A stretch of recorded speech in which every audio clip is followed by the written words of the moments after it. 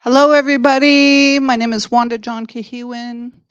I come from the Kehewin Cree Nation. My Indigenous name is Wabske Benisi Isque.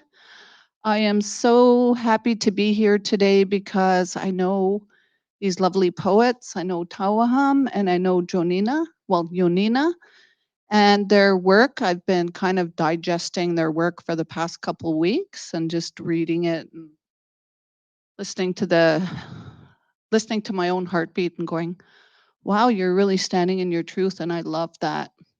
Yeah. So I'd like to thank the sponsors for Word Vancouver, which I don't have right now, the sponsor list, but thank you, sponsors.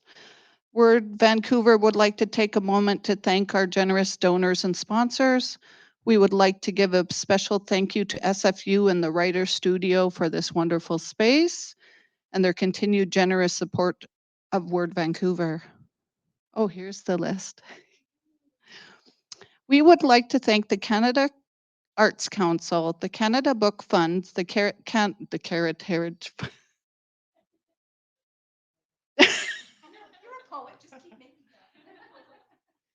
The Canadian Heritage Fund, Canada Periodical Fund, the BC Arts Council, BC Gaming, Creative BC, the City of Vancouver, DBVIA, the Joseph Wosk Family Foundation, the Hamber Foundation, the BC and Yukon Book Prizes, the Asian Canadian Writers Workshop, CWILL, I hope I'm saying that right, Payson Associates, the Crime Writers Association, wow, that sounds interesting.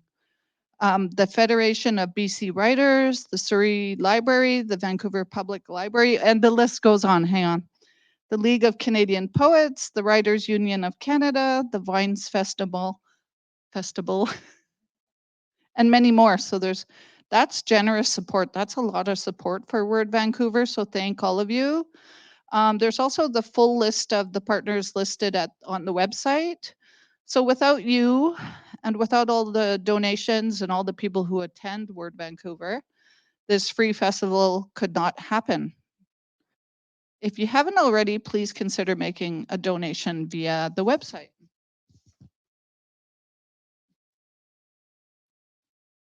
So I'm just gonna go off the cuff now because I'm like feeling weird about reading it.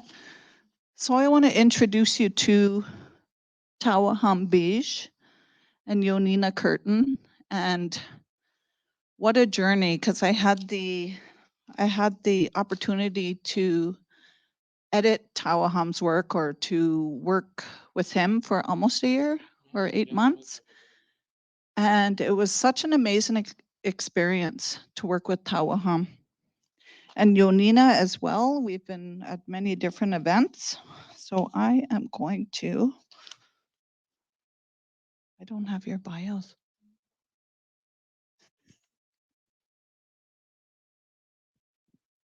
Yeah, so I'm just going to tell you about Tawahum.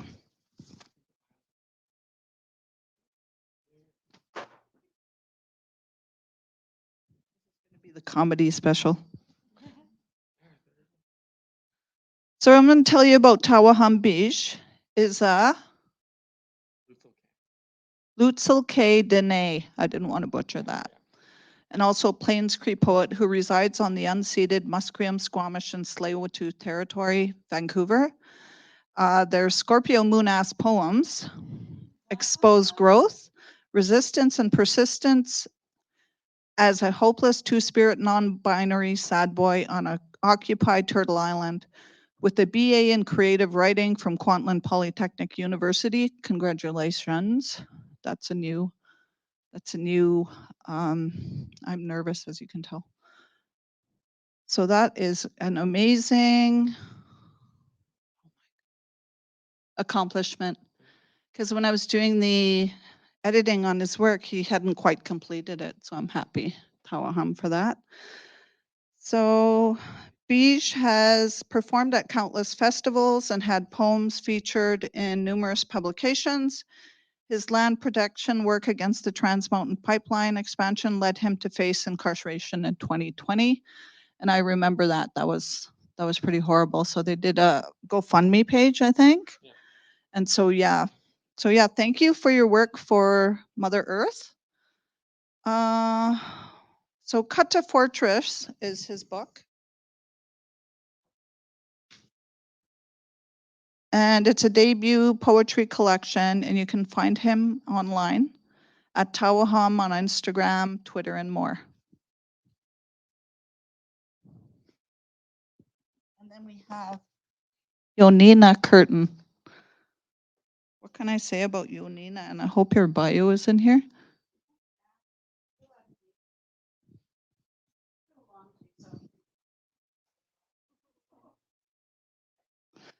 Look at that beautiful, is that you? Yes. That is a beautiful picture of Jónína as, you know, a baby. Jónína Kirton, she's a Red River Métis Icelandic poet, graduated from the Simon Fraser University Writer Studio in 2007, where she is now an instructor. Wow, amazing. Although she acknowledges and is thankful for the teachings offered through academic institutions, she leans heavily into what some term other ways of knowing. Her writing is often a weaving of body and land, as she firmly believes that until we care for women's bodies, we will not care for the earth. That's really beautiful, because we do have to take care of ourselves before we are able to care for anything outside of ourselves. A late blooming poet, she was 61 when she received the City of Vancouver's 2016 Mayor's Arts Award for an emerging artist in the literary arts category. Her second collection of poetry, An Honest Woman, was a finalist for the 2018 Dorothy Livesey Poetry Prize. That's a mouthful, hang on.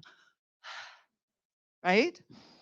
A landless Métis citizen, she currently resides in New Westminster, British Columbia, the unceded territory of many Coast Salish nations, including Kakite, Stolo, Sawasan, Musqueam, Squamish, Tsleil-Waututh, Coquitlam, Katzie, and Kwantlen.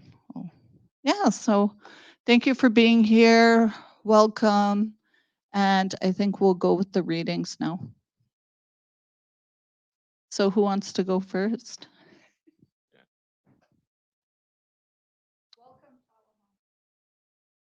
Yo, make some noise. Yeah. Tanse Tawahum Nitsika-san, Saze Tawahum Suyi. My name's Tawahum.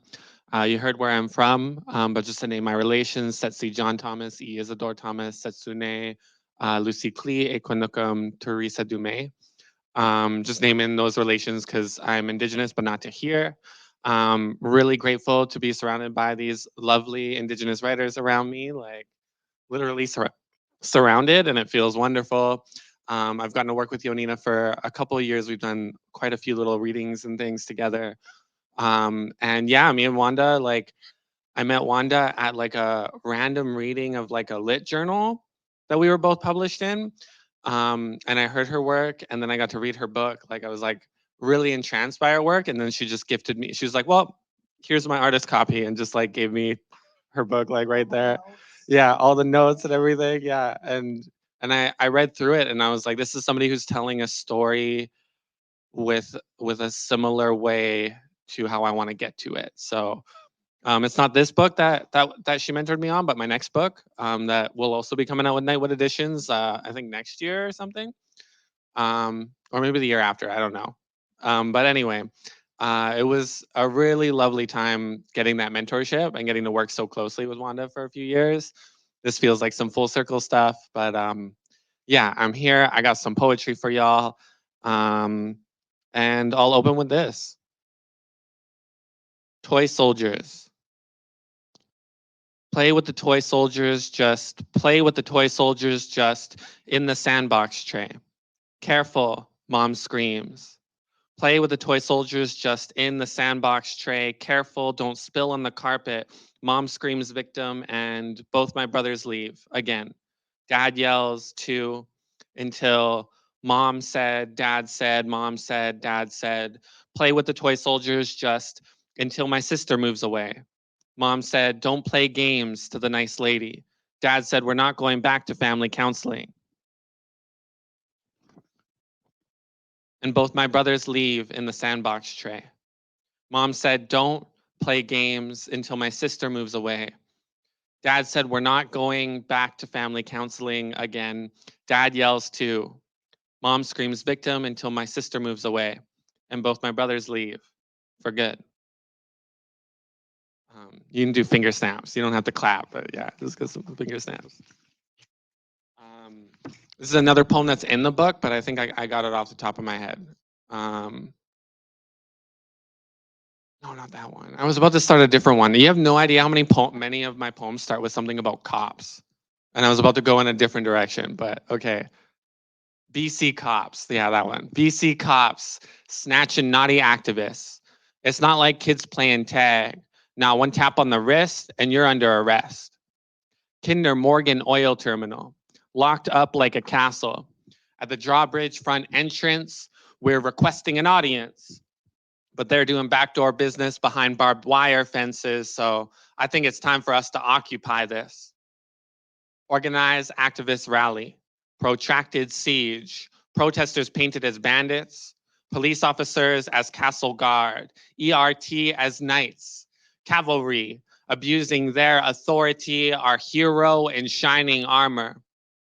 They arm themselves meticulous, overkill, transparent and gray plastic, gunmetal black and Kevlar, navy blue vests and shiny chrome cuffs. Everything necessary to force peaceful protesters like us to rely on our ceremonial willed faith, sinew cold commitment to red hot ancestral spirit. I propose prayer to Creator for an ancient new paradigm. Our medicine men as conduits, our drummers as timekeepers, our dancers as summoners, alongside our elders as strategists, with us, stewards, protectors, fire keepers, and time travelers, what they would call just an angry mob in forest camo. We are armed with drum, feather, and prayer in hand. The last line of defense, across the last brown earthy trail, to the last green spring and summer meadow, the last blue river, flowing past Kinder Morgan Castle, up to the last wild salmon estuary, the last traditional food source for Indigenous and settler alike. And so we must ground ourselves, shift tectonics into earthquakes, cleanse that spirit water to tsunami tidal waves, stoke that sacred fire into an inferno. Do you smell that? It says sweetgrass, tobacco, and cedar. Do you smell that? It's the storm unseen. Do you smell that? It's us, fire keepers and time travelers, here to call lightning down from a clear blue sky. Merci, Joe.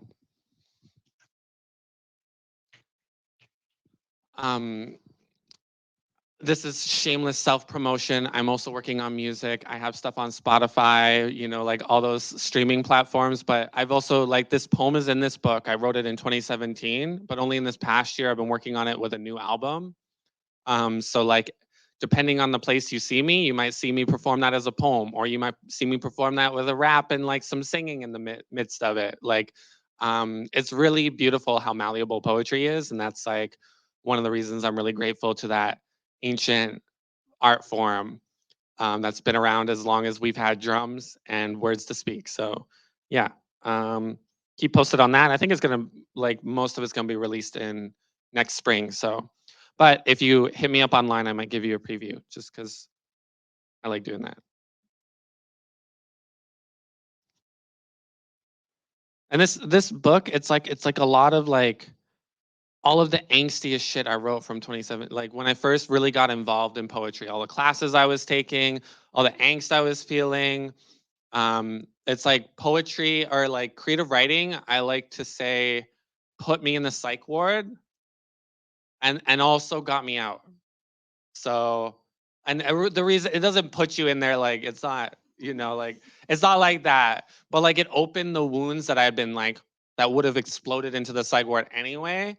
And it gave me the tools on what to do with that also. That was like back in 2016. It's always a trip to read this book because it's like, read from this book because like, I've honestly been pretty settled with the poetry from it for a long time. So it's like really revisiting some times that were wild to me now. Like I don't think I'll ever end up back there. I mean, fingers crossed, I guess. But like I've never gotten anywhere close to that space. And it's like creative writing and the art I've been able to make is part of that reason. So here's a poem that stayed relevant though, in my arrogance of thinking I was past all of these experiences.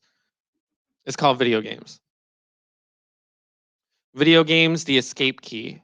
I explore endlessly. Confinement or liberation? Liberation in confinement. Trauma tracing interactive narratives, and I choose my own adventure forever and ever. Or at least 24-hour gameplay, Final Fantasy battle themes, etched stone nostalgia memory. I've read or played this story 20 times over. Just a child minding his own damn business, dealing with bullying by spinning, twisting, jumping, body slamming, Crash Bandicoot 1, 2, 3, breathing fire, purple scales, Spiral the Dragon, PlayStation Power Up, Blaze Flower, Super Nintendo Mario levels from age 3. My brothers hit that plastic controller and I learned from demonstration. I learned to read from RPGs. Real-time strategy commander, captain, and general in the Age of Empires. Joan of Arc, Attila the Hun, Genghis Khan, and Saladin. I learned these intercultural lessons, hands-on keyboard, macro time travel magic, and I ain't even 9 yet. Norse mythology, Ragnarok Online. You can call me by a moniker I ripped off from my best friend at 11. StarCraft laser battles in high school, lunch hour, or after finals with that same friend. We can't go back, Bob. One ring to rule them all. Online. Read Tolkien. Why not explore Middle Earth firsthand? Imagination's birth, escape key to land away from the mental health crisis at home. I knew I had anxiety and depression undiagnosed until 20. Parents would have just denied it. So how did I survive? Enchanted daggers with poison into the back of an orc or a troll through a world full of werewolves all bristly and gargantuan that I could kill? Wow.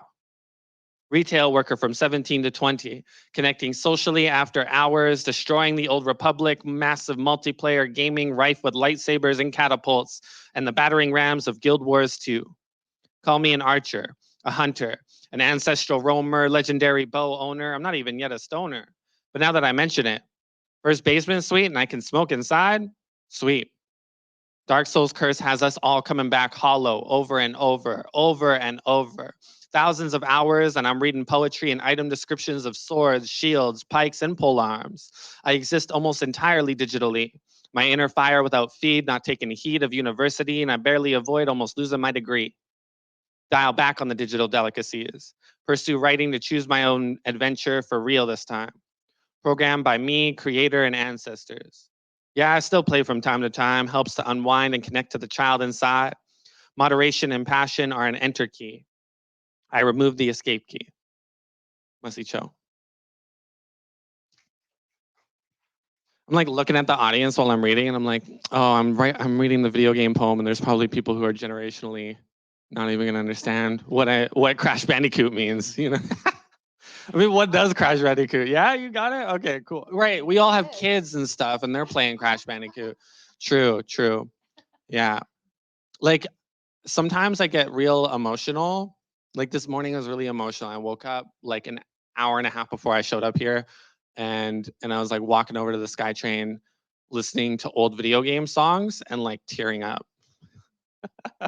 Like nostalgia tearing up. Like, what is going on? This is like the final boss battle of Final Fantasy VII. I'm just listening to the music from like one of the most epic moments in the game, but I'm like, all right.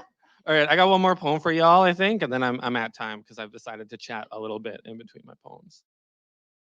Let's find this one. And I do read some of the fluffier pieces a lot when I read from this, mostly because like there's some experiences about you know, like grief and things that like, that's the thing. I just don't want to read it. Like, I don't want to read it out loud anymore. I used to need to read it out loud. I needed to. And if I did it, I'd go to sleep. Now it's like if I do it, then I'll lose sleep because I've already worked past it. So I just want you to know, if you think like, oh, man, this is a fluffy ass book. No, I'm just like, the really good stuff is in here. So check out the book for sure. Check out the book for sure. Yeah, this is Inner City Owl. And Prairie Fire, love this one. So you know it's good. Talons deep in the no, wait, hold on. I wrote this about a real owl, just so you know. This is like the downtown Vancouver owl. Like I first spotted it like walking around at night, like just hanging on one of the trees outside the BC courts or whatever. And also there were like Daily Hive posts for a little while about this like owl that was like diving in between cars and shit. It's crazy. So yeah, I don't think that spoils too much. Talons deep in the gnarled branch of new growth over concrete causeways, this bird don't give a hoot. BMWs, Ford F-350s, and ugly Porsche Cayennes rush under claw. Inner City Owl marks them all. Beware. Hoot, hoot. She unlatches branch, opens wings, and as true as moonlight still shines despite light pollution, this owl does defecate on the most bougie cars. Wide-eyed, she twists her neck for a chittering squirrel, a relic of that pristine mountainscape her ancestors used to hunt through. Lush, verdant, mile-spanning green of cedar, blanket ceremony of land upon land, inner-city owl in the outer wilderness. Fresh air, head tilts up to breathe in. She arches and dives. Wide eyes narrow, her beak breaks squirrel flesh, and she feasts. Moonlight dims. Concrete fades back into view. Talons deep in squirrel guts and neck twisting to the beat of car honks, sirens, and the clip-clop of stilettos from a red-dressed drunken mess and her entourage of well-suited men, obnoxious, vying masculine. The bird hoots, marking them all for an accident early next week. Taking off, Inner City Owl's gray feathers fly as she makes her ascent like a moth to the moon unreachable. The wind screeches into her mouth, rinsing out the taste of squirrel and exhaust. Thank you. Thank you so much, all. Yeah, hit me up online if you don't know me already. But yeah, thank you so much. Masicho. Thank you, Tawahum. It's always great to hear you read, and because I'm digesting these poems, but when you read them, that's when I can really hear the nuances and the language and the power of language. So yeah, thank you very much for that. And we are gonna go to Jónína. Jónína. Jónína. I love saying that. Thank you. My name's been through many iterations. Believe it or not, I began as Lynn. Is that in the right place, do you think? Yeah. Okay. So I can't see you, but I can see my book once I take my glasses off.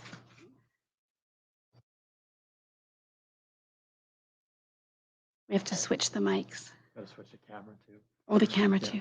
Oh, sorry. No, that's okay. Oh, there's you and me. That means you're in. Oh, not anymore. Okay. Yeah.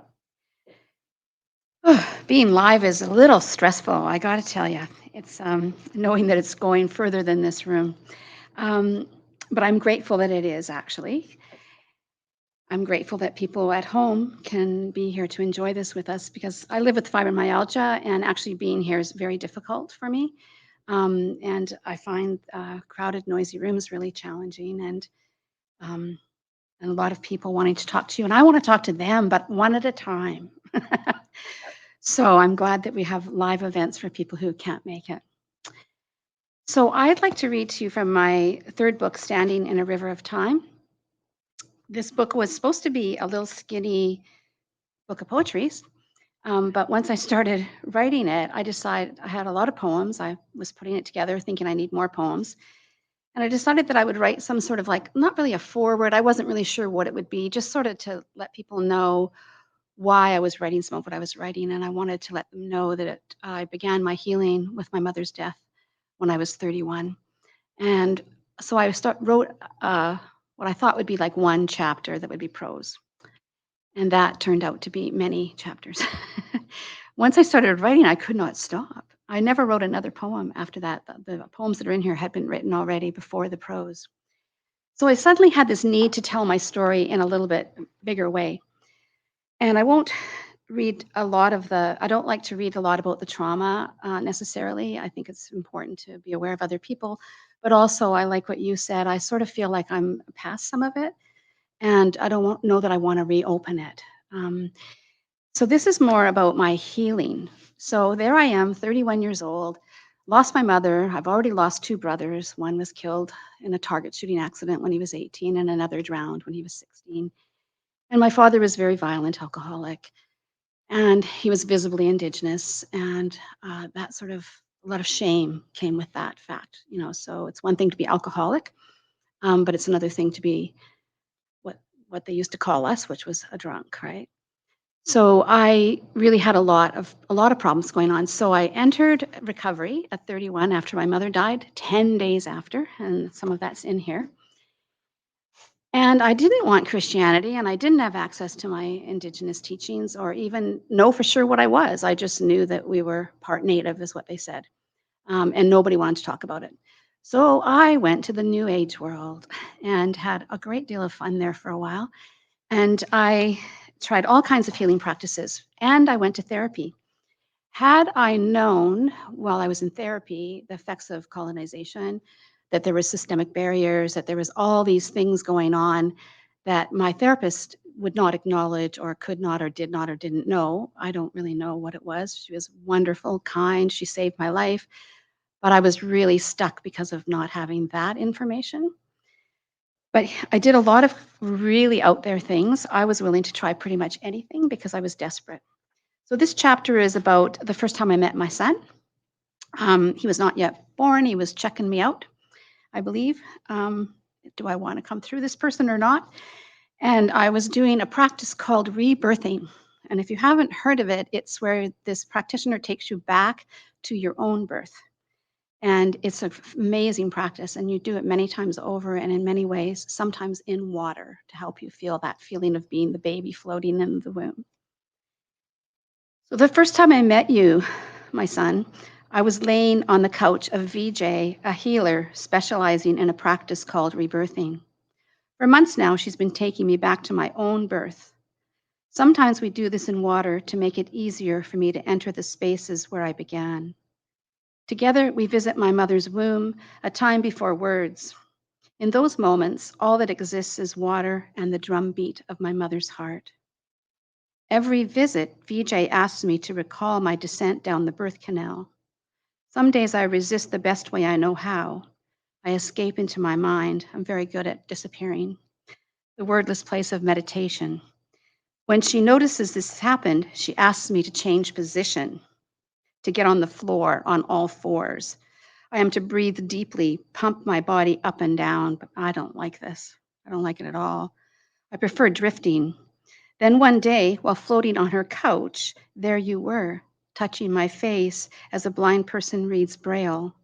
My face, a map you followed. Your hands I now know. I could feel your spirit, the lightness of it, of you as you introduced yourself to me.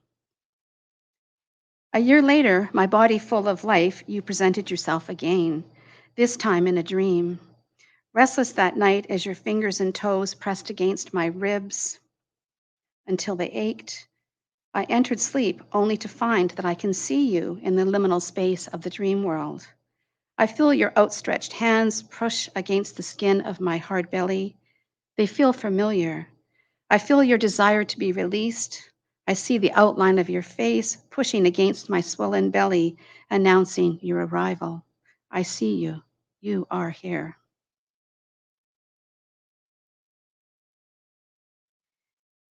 I'll skip ahead a bit here. Now 29, my son is in therapy. He calls me nearly every day, asks me if I've read this book or that book. He is unpacking his early years and the fact that he has only seen his father once. That was just a few years ago when he decided to fly up to Haida Gwaii and present himself to the man who has frequently promised to call when in town. My son does not know that I destroyed all the court documents or that I feel guilty for leaving the father's name blank on his birth certificate. When he was born, I was not sure who the father was. Understandably, his father felt DNA testing was necessary. There had been innocent movement from one lover to another when I had thought Mike and I were done. But he begged me back with promises of love and marriage, a life in what we called the Charlottes in those days. That promise opened me, and my body said yes to this child, only to say no to staying with his father, who was already backtracking. I do have permission from my son to share things. I would not share parts of his story without asking him. I think that would be unfair. So this is a couple of poems. So there's prose and poetry, and these poems are about my son and myself and my mother, actually. This one's called Umbilical, and it has parts. So part one is a navel string connecting us, delivering sustenance until shock of light awakens me. Doctors, nurses in masks, surround sound, words delivered. It's a girl. Liquid born, I linger on the edge of what I know about my mother, the way she held me within her womb. I have wondered, did she want me? I do recall her saying the best days of my life were the days my children were born. Tied to us, she could not leave. Firstborn, the only girl, I held potential. Egg-filled promises of love delivered faulty fetuses until one managed to hold on. My son, I wanted a water birth for you, no shock of light or masked faces. I wanted to welcome you. But once you arrived, I could not hold you. Arms, knees shaking, I vibrated loss, mourned the absence of water, the crooked path down a canal too narrow. I give thanks that you made it, son. Now that you are here and I am alone, ghosts linger, nibble on your toes, whisper in my ear, reminding me of my mother's love, my mother's words. She too is glad you are here. Oh, that's hard to read. And I have a second poem, thank you.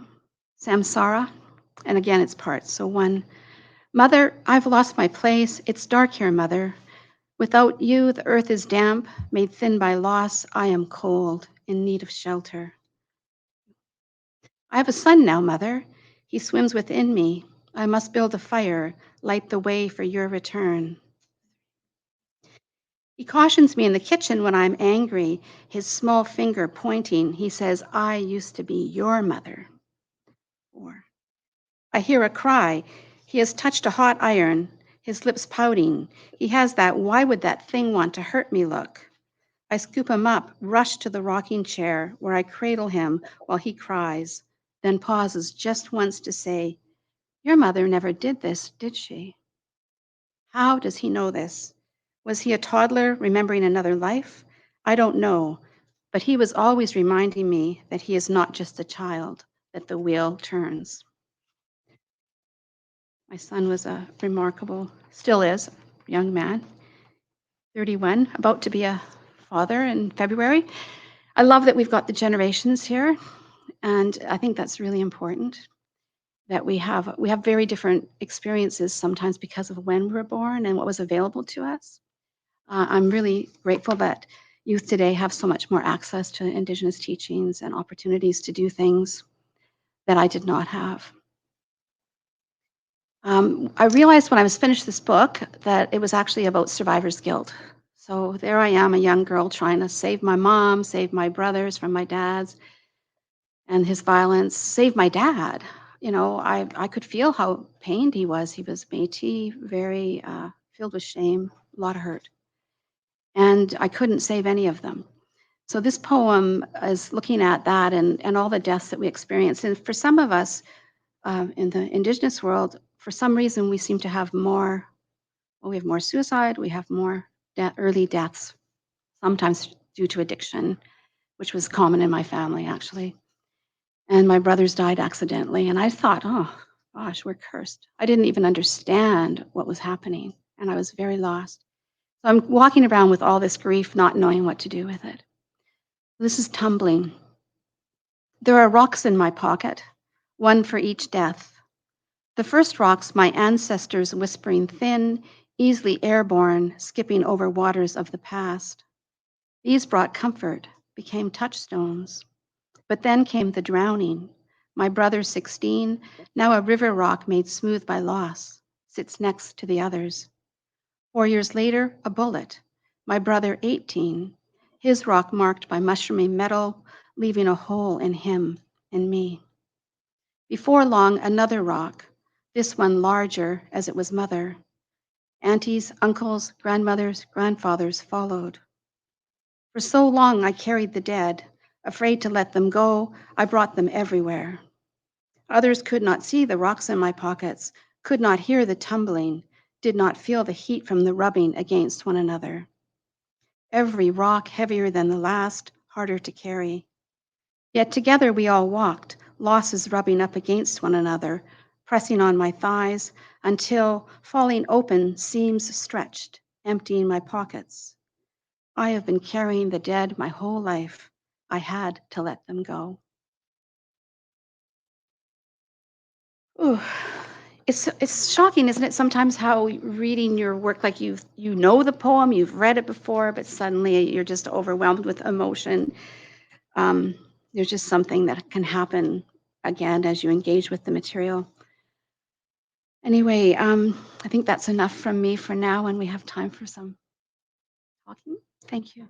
Thank you. Thank you for listening. Thank you so much. It's always awesome to hear the words coming from the writer. That's amazing. So now we'll go to the question period, the question part. Anybody have questions? Any burning questions?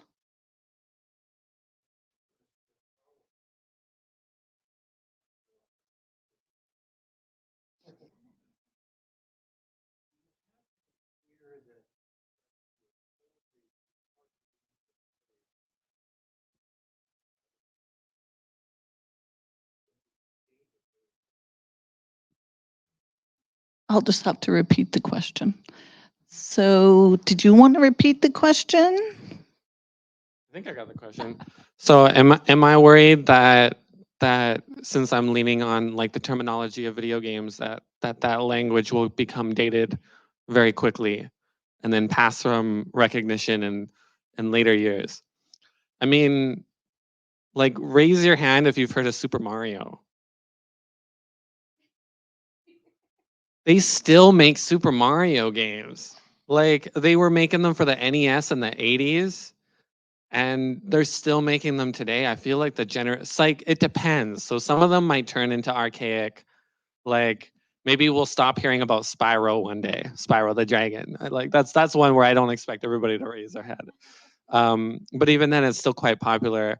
I just think that like every poetry like experience, like we often hold on to the ones maybe I guess that seem to transcend time or something, but even those ones that seem to transcend time, even if we were talking about like some like white poets from like the Middle Ages, like they were also probably writing about some kind of specific experience or phenomenon that was going on right around them.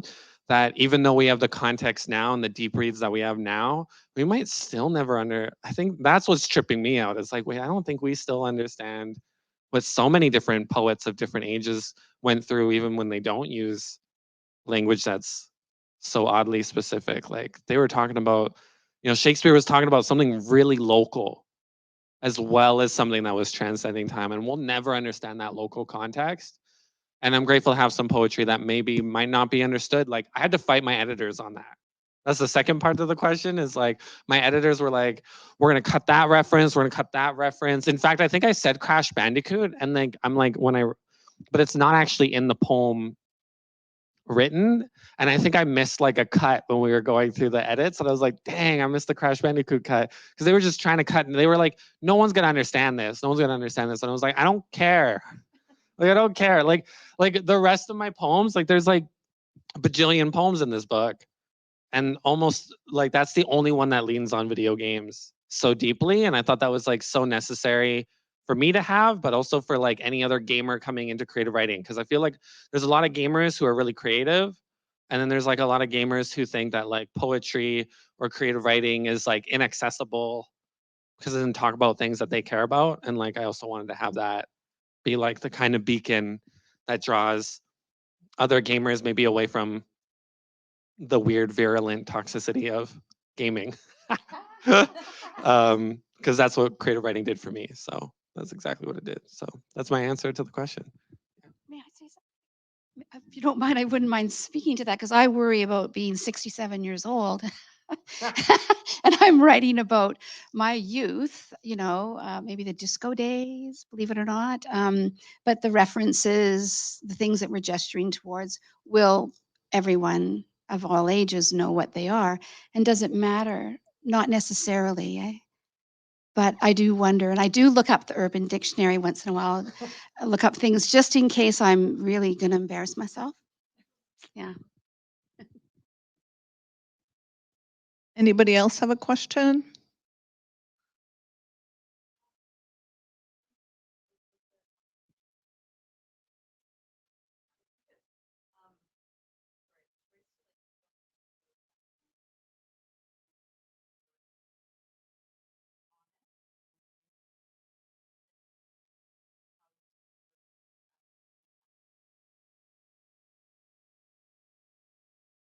I'm going to hand this directly to Tawahum because he's so good at summarizing it. Oh, yeah. I mean, I think I'll just repeat the question part.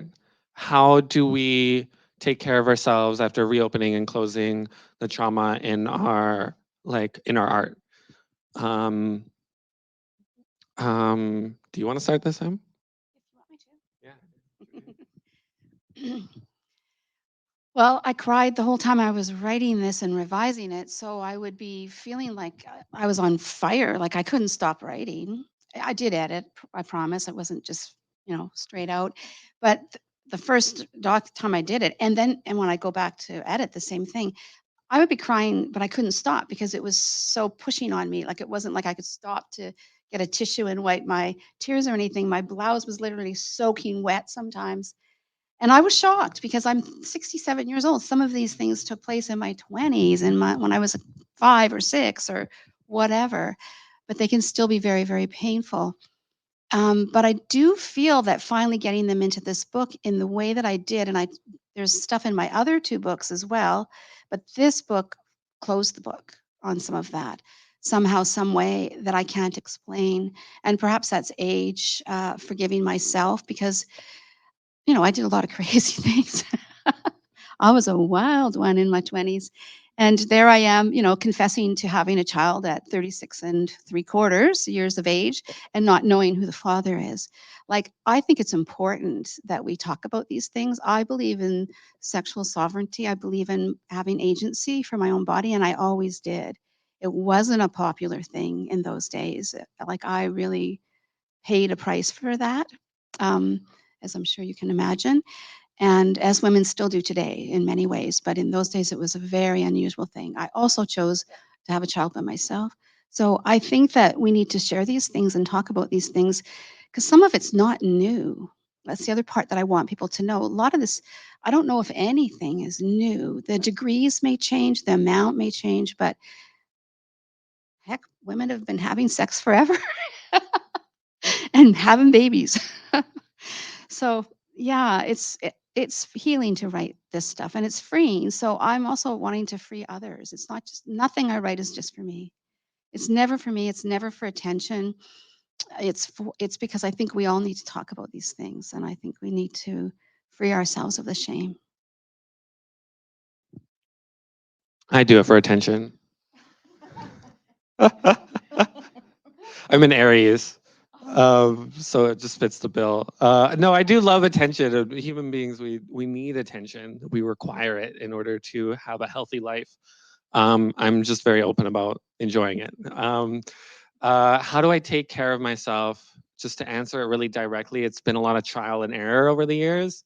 There's a poem in this book. I feel like every time I say this book, I feel the need to hold it. It's called Too Abstract. And it's a funny one in terms of what inspired it. Like my grandma passed, my parents failed to tell me about it. I learned from my brother like weeks after it happened, and I was livid. The poem that arose isn't about my grandma passing, and it isn't about them not telling me. It's a big, like, I won't call it a trauma dump, but it's like me crystallizing a lot of the trauma that's ever happened to me in my life. And it came out of that rage fuel place of that one trigger. When I wrote it, it was necessary, helped me sleep. When I wrote it, I was also replying to creative writing profs who, I say colonialism and they say that's too abstract of a word to use. And bless those creative writing profs because they still taught me a lot. Like there's a whole, yeah, anyway. But I first read that poem and then people were like, that's an amazing poem. And I was like, I don't know what you're talking about. Like it's a whatever poem. It's like and it took me a while. Like I had to read it a couple times and go into this weird, really self-deprecating mind state after I read it to realize I was triggering myself in how I was reading it. And that was like a really strange experience. Or like it was bringing me back and it felt like I was 16 again. And I was like, whoa, when you finally realize that's what it's doing, it's like, how do I change that? And then as I like practiced it and worked on exactly how I wanted to perform it, there was a different layer of crystallizing that experience in how I wanted that to be expressed that allowed me to stay in the present moment and let it be very healing. And then now it's like I've almost forgotten some of the ways that I've done that. So like to reread it now is a bit of a mixed bag. It could be either which way that it goes. So I just prefer to like kind of avoid it altogether because I've worked through those experiences in a different way now. So it's a lot of trial and error. And then on the other functional levels, like I don't believe in taking care of my audience. I believe in taking care of myself. And that's the only way that I can take care of. That's the closest thing I can do to taking care of an audience is taking care of me. Model that on stage. Maybe somebody like notices by example. That's a beautiful thing.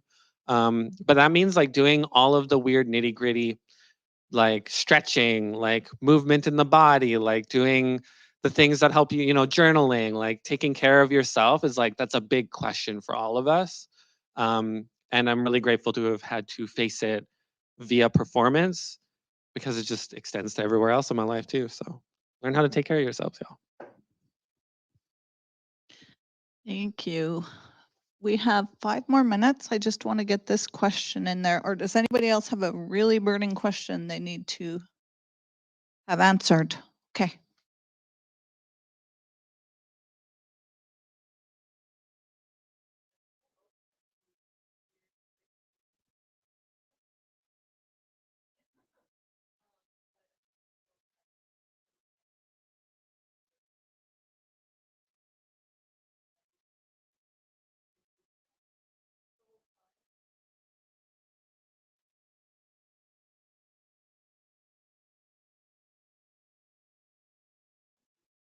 Okay, I'm changing my question.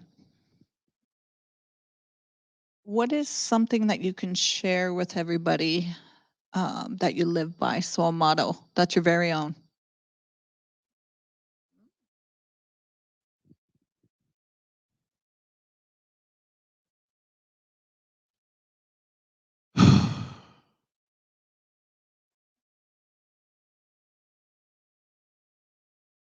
Everything that's coming to mind, it's like Hallmark shit. So I'm sifting through the Hallmark shit to get at something like a lot juicier.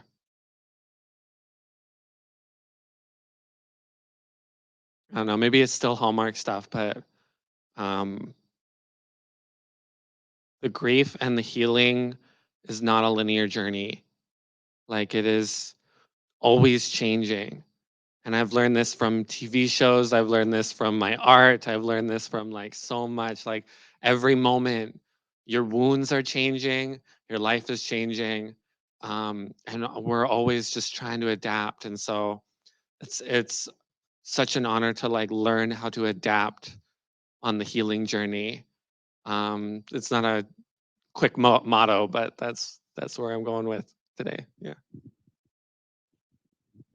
I don't think either. Well, I know one of these isn't mine, but this too shall pass. And the truth has a way of standing up for itself.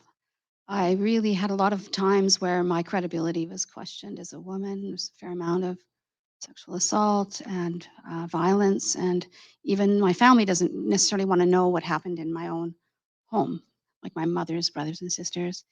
And so I really had to stick with that. The truth has a way of standing up for itself, and just really hang on to that. And also, every crisis, there just seemed to be one crisis after the other. My life's been one big series of crises. This too shall pass. Like the good and the bad, it comes, it goes. You just got to go with it sometimes.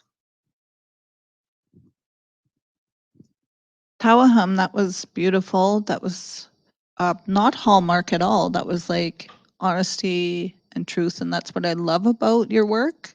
And when you talk, it's very freeing. And Jónína, I'm so excited because I got to write the foreword for your book. And I was like, I read it and I was like, I couldn't get enough of it. And I've read both your books in the past 2 weeks and, picking it up and trying to digest these words. And they were beautiful. And I spent time with their work.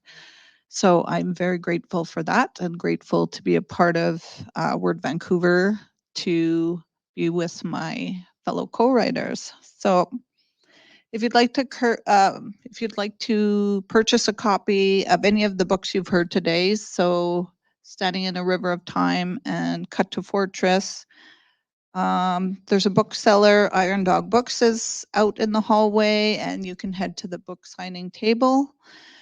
Thank you to all the staff and the volunteers at Word Vancouver who make it all possible. A big thank you to our tech team from Stay at Home Fundraising for helping to bring this event to you. There are plenty more events happening. Please check out the complete listing at wordvancouver.ca. So thank you for coming and, sharing space and just being your beautiful selves. And I am honored and was running on, I shouldn't say Indian time, but, I was running on human being time. And yeah, thank you very much. And let's give a hand to our two guests.